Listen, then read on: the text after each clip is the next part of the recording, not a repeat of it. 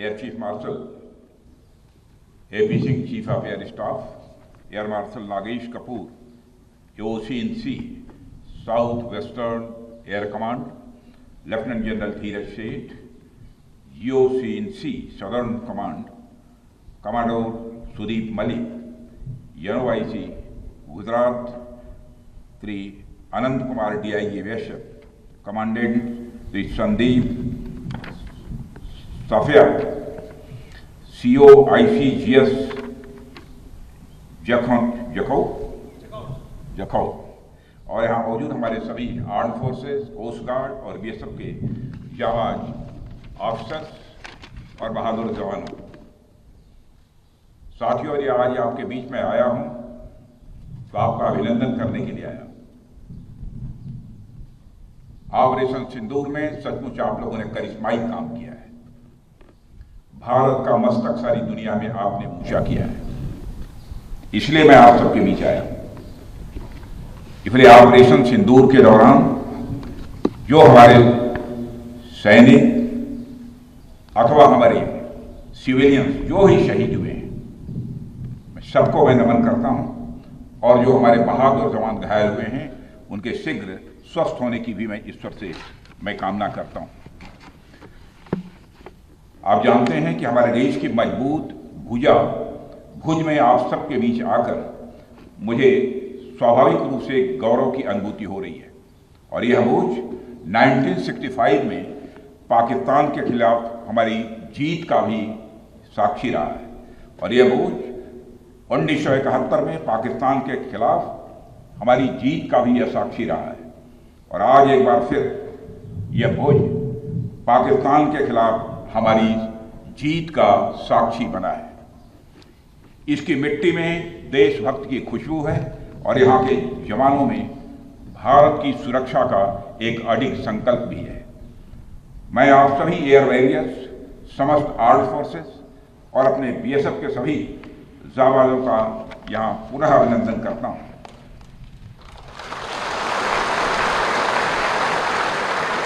अभी कल ही मैं श्रीनगर में सेना के अपने वीर जवानों से मिलकर लौटा हूँ, और आज मुझे आपके बीच आने का यहाँ अवसर मिला है। कल मैं भारत के उत्तरी भाग में जवानों से मिला था, और आज मैं भारत के पश्चिमी भाग में अपने एयर वॉरियर्स और अन्य जवानों से भी यहाँ मिल रहा हूँ।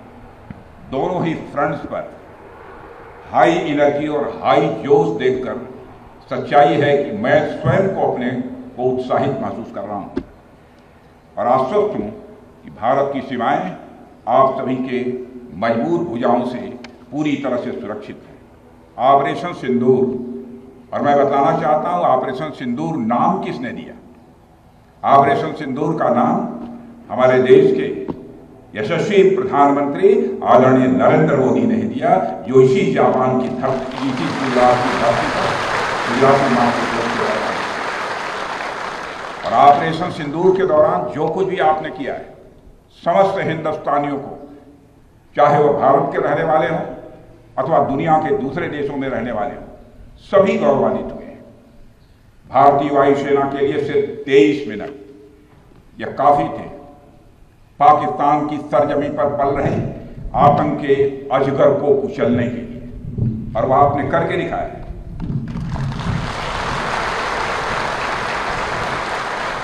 और मैं ये कहूं तो यह कहना गलत नहीं होगा, जितनी देर में लोग नाश्ता पानी निपटाते हैं उतनी देर में आपने दुश्मनों को निपटा दिया।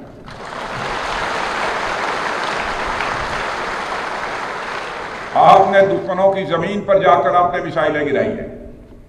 उसकी गूंज केवल भारत की सीमाओं तक ही सीमित नहीं रही है, बल्कि सारी दुनिया ने सुना है मेरे दोस्तों, सारी दुनिया ने सुना। और वास्तव में वह गूंज सिर्फ मिसाइल्स की ही नहीं थी, वह गूंज थी आपके शौर्य की और भारत के सेना के जवानों के पराक्रम की। ऑपरेशन सिंदूर में भारतीय वायुसेना ने जो प्रभावी भूमिका निभाई है, उसकी सराहना इस देश में ही नहीं बल्कि दुनिया के दूसरे देशों में भी हो रही है। आपके इस ऑपरेशन में न केवल दुश्मनों को डोमिनेट किया है आपने, बल्कि उन्हें डेसिमेट करने में भी कामयाबी हासिल की है। आतंकवाद के खिलाफ चलाए गए इस अभियान को नेतृत्व हमारी एयरफोर्स ने ही किया, और हमारी एयरफोर्स एक ऐसी स्काई फोर्स है जिसने अपने शौर्य, पराक्रम और प्रताप से आसमान की नई और बुलंद ऊंचाइयों को भी छू लिया है। मैं chief air marshal AP Singh को भी इसके लिए मैं बधाई देना चाहता हूं, उनके पूरे ऑफिसर्स, उनके पूरे टीम, उनके सारे जवानों को भी मैं बधाई देता हूं। और साथियों, कोई छोटी बात नहीं है कि हमारी एयरफोर्स की पहुंच पाकिस्तान के हर कोने तक है, और यह बात पूरी तरह से साबित हो चुकी है तो हमारी तीनों फोर्सेस की, लेकिन आज एयरबेस पर आए हूं इसलिए मैं इसकी चर्चा कर रहा हूं। और आज स्थिति यह है कि भारत के फाइटर प्लेन बिना सरहद पार किए ही यहीं से उनके हर कोने तक सीधा प्रहार करने में पूरी तरह से सक्षम है। और पूरी दुनिया ने देख लिया है कि कैसे आपने पाकिस्तान की धरती पर मौजूद आतंकवाद के 9 ठिकानों को ध्वस्त कर दिया। बाद में की गई कार्रवाई में उनके अनेक एयरबेस भी तबाह कर दी है। ऑपरेशन सिंदूर के दौरान इंडियन एयरफोर्स ने केवल पराक्रम ही नहीं दिखाया है, बल्कि पूरी दुनिया के सामने प्रमाण भी दिया है। प्रमाण इस बात का कि अब भारत की युद्ध नीति और टेक्नोलॉजी यानी तकनीक भी दोनों बदल चुकी है। आपने प्रधानमंत्री मोदी जी के नेतृत्व में नए भारत का संदेश पूरी दुनिया तक इस बार पहुंचा दिया है।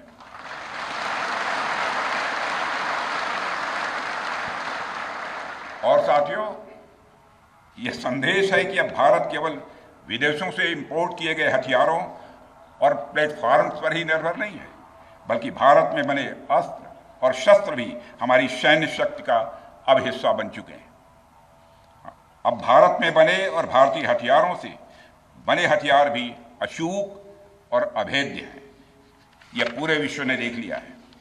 ब्रह्मोस मिसाइल की ताकत को तो पाकिस्तान ने खुद स्वीकार कर लिया है। हमारे देश में एक कहावत काफी पुरानी है, और वह है दिन में तारे दिखना।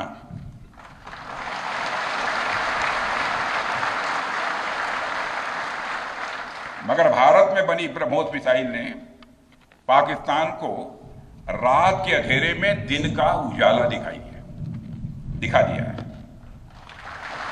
रात के अंधेरे में दिन का उजाला दिखा दिया है। भारत के जिस एयर डिफेंस सिस्टम की तारीफ हर तरफ हो रही है, उसमें डीआरडीओ द्वारा बनाए गए आकाश और अन्य राडार सिस्टम की जबरदस्त भूमिका रही है। साथियों, कई स्थानों पर हमारे नागरिक दुश्मन के ड्रोन आते देख भाग नहीं रहे थे, बल्कि हमारे एयर डिफेंस सिस्टम के हाथों उनको मार गिराने की वीडियो बना रहे थे।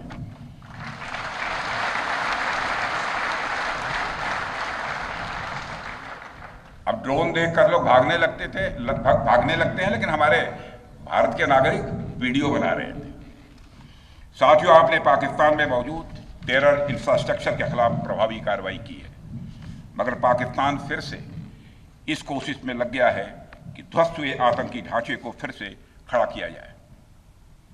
वहां की सरकार पाकिस्तानी आम नागरिकों से लिया गया टैक्स जैशे मोहम्मद जैसे आतंकवादी संगठन के आका मसूद अजहर को करीब 14 करोड़ रुपए देने में खर्च करेगी, जबकि वह यूनाइटेड नेशंस डेजिग्नेटेड टेररिस्ट घोषित हो चुका है।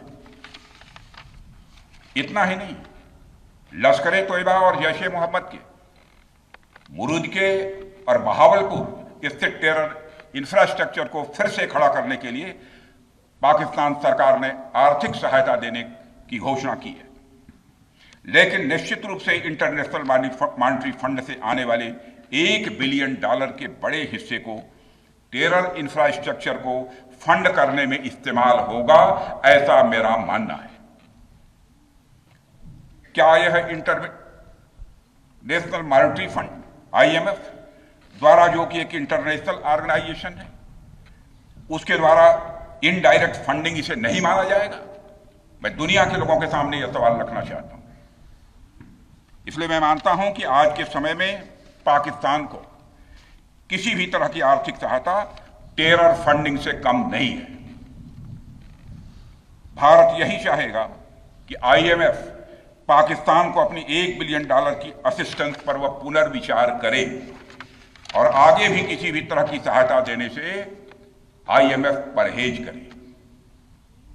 भारत नहीं चाहता जो फंडिंग हम आईएमएफ को करते हैं वह डायरेक्ट या इनडायरेक्ट किसी भी तरीके से पाकिस्तान या किसी भी देश में टेरर इंफ्रास्ट्रक्चर को बनाने में वह इस्तेमाल की जाए। हम नहीं चाहते। साथियों, अब यह स्पष्ट हो गया है कि पाकिस्तान में आतंकवाद और वहां की सरकार का चोली दामन का संबंध है। स्टेट और नॉन स्टेट एक्टर के बीच का नकाब अब पूरी तरह से उतर चुका है। अतः इस परिस्थिति में यदि वहां परमाणु अस्त्र एटॉमिक वेपन रहते हैं तो इस बात की संभावनाओं को भविष्य में नकारा नहीं जा सकता कि कभी वो आतंकवादी तत्वों के हाथों में चले जाएं। ये सिर्फ भारत के लिए नहीं बल्कि पूरी दुनिया के लिए और पाकिस्तान की आम जनता के लिए भी एक गंभीर खतरे की बात होगी। सारे विश्व और खासकर पाकिस्तान की आवाम को यह समझना होगा कि वो कितने बड़े खतरे के मुकाम पर बैठे हैं। वो एक ऐसे बारूद की ढेर पर बैठे हैं जिसके चारों तरफ माचिसें आपस में लड़ते हुए लोग हैं। इस हालात के लिए पाकिस्तान की फौज को संदेश देना चाहूंगा, कागज का है लिबास, कागज का है लिबास, चिरागों का शहर है, चलना संभल संभल के क्योंकि तुम नशे में हो।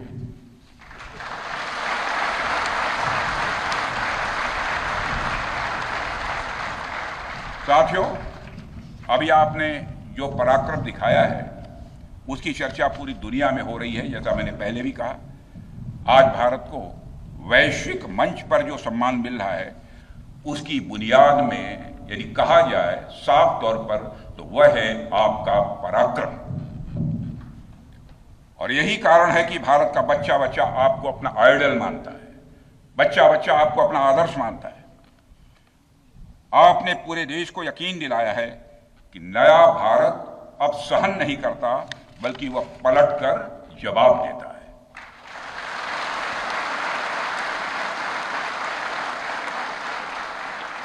मैं चाहे जितना कुछ भी बोलूं, लेकिन मेरे शब्द आपके कार्य को मापने में असमर्थ होंगे। मैं कृतज्ञ राष्ट्र की ओर से आप सबके प्रति पुनः आभार व्यक्त करता हूं। साथियों, अब आतंकवाद के विरुद्ध लड़ाई केवल सुरक्षा का विषय नहीं बल्कि नेशनल डिफेंस डॉक्ट्रिन का यह हिस्सा बन चुकी है। हम आपके साथ मिलकर इस प्रॉक्सी और हाइब्रिड वॉरफेयर को जड़ से समाप्त करेंगे। रक्षा मंत्री होने के नाते यह संकल्प मैं दोहराना चाहता हूं।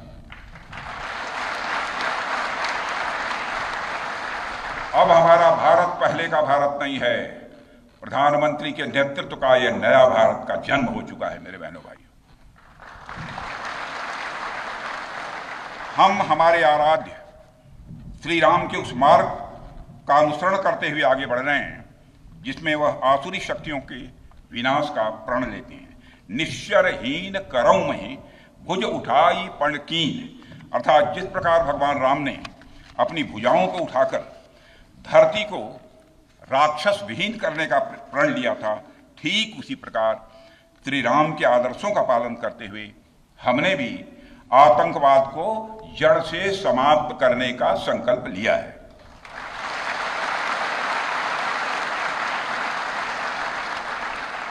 साथियों, प्रधानमंत्री मोदी जी के नेतृत्व में हमारी सरकार आने के बाद सैन्य मामलों को लेकर भारत की सोच और सामर्थ्य दोनों में अभूतपूर्व बदलाव आया है।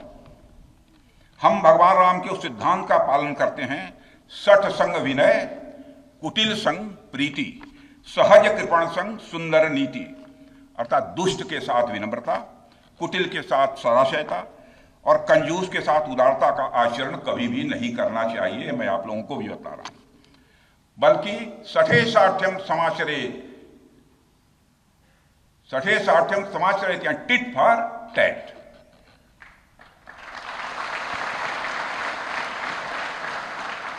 साथियों, ऑपरेशन सिंदूर ने यह स्पष्ट संदेश दे दिया है कि हमने शांति के लिए जितना अपना दिल खोल कर रखा है, शांति को नष्ट करने वालों के विरुद्ध उतना ही अपना हाथ भी खोल कर रखा है। साथियों, एक और बात मैं यहां साफ कहना चाहूंगा कि ऑपरेशन सिंदूर अभी खत्म नहीं हुआ है। जो कुछ भी हुआ है वह सिर्फ एक ट्रेलर मात्र था। अब जब भी सही समय आएगा तो हम पूरी पिक्चर भी दुनिया को दिखाएंगे।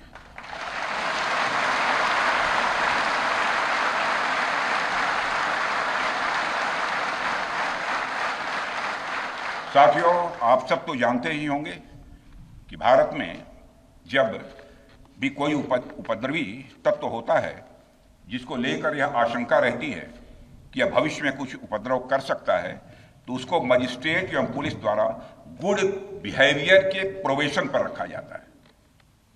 कोई गड़बड़ करता है तो उसको कुछ समय के लिए मजिस्ट्रेट गुड बिहेवियर के प्रोबेशन पर रखते हैं। अगर वह व्यक्ति प्रोबेशन के दौरान कोई भी शरारत करता है तो उसे उचित दंड भी दिया जाता है।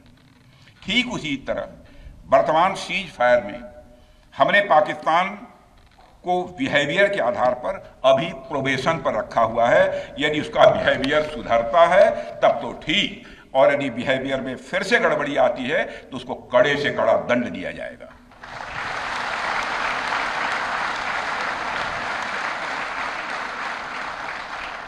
मैं फिर से इसे दोहराना चाहता हूं, अभी भारत ने पाकिस्तान को प्रोबेशन पर रखा है। वैसे भी माननीय प्रधानमंत्री ने हाल ही में एक बात बहुत साफ कही है कि आतंक प्रहार अब न्यू नॉर्मल है। यह न्यू इंडिया का न्यू नॉर्मल है। अब हमने साफ कर दिया है कि हमारी संप्रभुता को यदि कोई नुकसान पहुंचाएगा तो अब प्रहार भी झेलेगा। आतंकवाद का हम लाउडर और स्ट्रांगर जवाब देने के लिए तैयार हैं। साथियों, मैं जब देश के अलग अलग हिस्सों में जाता हूं तो एक बात हर जगह सुनने को मिलती है कि हमें हमारी सेनाओं पर गर्व है। और क्यों न हो, आप सबने अपने पराक्रम से, अपने शौर्य से पूरे देश के दिल में एक अपनी खास जगह बनाई है। लेकिन क्या सिर्फ गर्व और सम्मान ही काफी है? मेरा मानना है कि नहीं। साथियों, कुछ साल पहले हम दुनिया से हथियार खरीदते थे, आज हम खुद बना रहे हैं। बहुत सारे हथियार, कुछ लेते भी हैं, artillery systems, radar systems, missile shields, drones और काउंटर ड्रोन्स जैसे साजो सामान आज हम भारत में ही मैन्युफैक्चर कर रहे हैं। हम इंपोर्टर से एक्सपोर्टर बन रहे हैं और यह केवल शुरुआत भी है, केवल शुरुआत भर है। मैं आप सबको एक बार फिर ऑपरेशन सिंदूर की सफलता पर तहे दिल बधाई देता हूं। और मैं बस इतना कहूंगा कि आपके पराक्रम ने यह दिखा दिया है कि यह वो सिंदूर है, यह वो सिंदूर है जो श्रृंगार का नहीं बल्कि शौर्य का प्रतीक है। यह वह सिंदूर है जो सौंदर्य का नहीं बल्कि संकल्प का प्रतीक है। यह सिंदूर खतरे की वह लाल लकीर है, यह सिंदूर खतरे की वह लाल लकीर है जो भारत ने अब आतंकवाद के माथे पर खींच दी है। मैं इस अवसर पर साथियों आप सभी के साथ साथ देश की जनता का भी आभार प्रकट करता हूं। भारत की जनता ने एकजुटता और समझदारी का परिचय देते हुए आप सभी का, सरकार का, यानी पूरे देश का सहयोग किया है। इस लड़ाई में न केवल सरकार, आर्म्ड फोर्सेस और सुरक्षा सभी नागरिक एकजुट थे और मैं कह सकता हूं कि भारत का हर नागरिक इसमें सिपाही की तरह भागीदार था। मैं देश की उन माताओं को भी प्रणाम करना चाहता हूं जिनकी कोख से आप जैसे बहादुरों ने जन्म लिया है।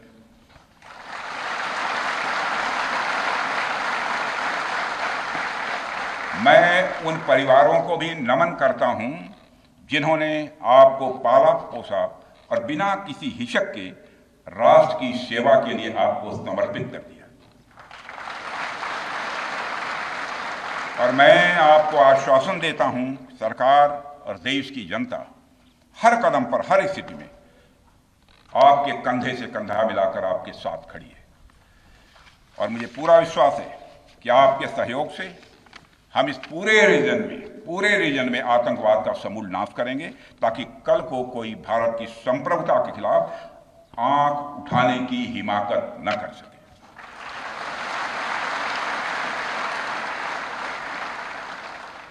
साथियों, मैं कहना चाहूंगा कि भारत की सेना जो अदम्य शौर्य दिखाया है और सरकार ने जो अद्भुत कूटनीतिक परिदृश्य बनाया है, मैं फिर से दोहराना चाहूंगा, भारत की सेना ने जो अदम्य शौर्य दिखाया है और सरकार ने जो अद्भुत कूटनीतिक परिदृश्य बनाया है, उसके आधार पर मेरे बहादुर जवानों, आप आश्वस्त रहिए कि भारत के भविष्य का सूर्य प्रखरता के साथ उदित होने वाला है और यह सब रात के टिमटिमाते हुए नक्षत्रों की तरह बुझने वाले हैं। इसलिए आज मैं कहने आया हूं, सेनानी करो प्रयाण अभय, सेनानी करो प्रयाण अभय, भावी इतिहास तुम्हारा है, सब नखत अमा के बुझते हैं, सारा आकाश तुम्हारा है। इन्हीं शब्दों के साथ पुनः आप सबके प्रति आभार व्यक्त करते हुए और साथ ही आपके सभी परिवार के सदस्यों के प्रति कृतज्ञता ज्ञापित करते हुए, उनके प्रति हृदय से सम्मान की अभिव्यक्ति करते हुए अपना निवेदन समाप्त करता हूं। बोलिए भारत माता की, भारत माता की, बोले शो निहाल। और तेज बोले शो निहाल। भारत माता की। तर संरक्षण मंत्री राजनाथ सिंग हे भूज एअरबेसवरनं बोलत होते आणि त्यांनी एक महत्त्वाचा मुद्दा मांडलेला आहे। ऑपरेशन सिंदूर संपलेलं नाहीये। आतापर्यंत पाहिलं ते केवळ एक ट्रेलर होतं आणि योग्य वेळी संपूर्ण सिनेमा दाखवू असं त्यांनी म्हटलं आणि त्याचबरोबर IMFने पाकिस्तानला निधी देऊ नये या महत्त्वाच्या मुद्द्याला अधोरेखित केलं त्यांनी। ABP माझा, उघडा डोळे बघा नीट।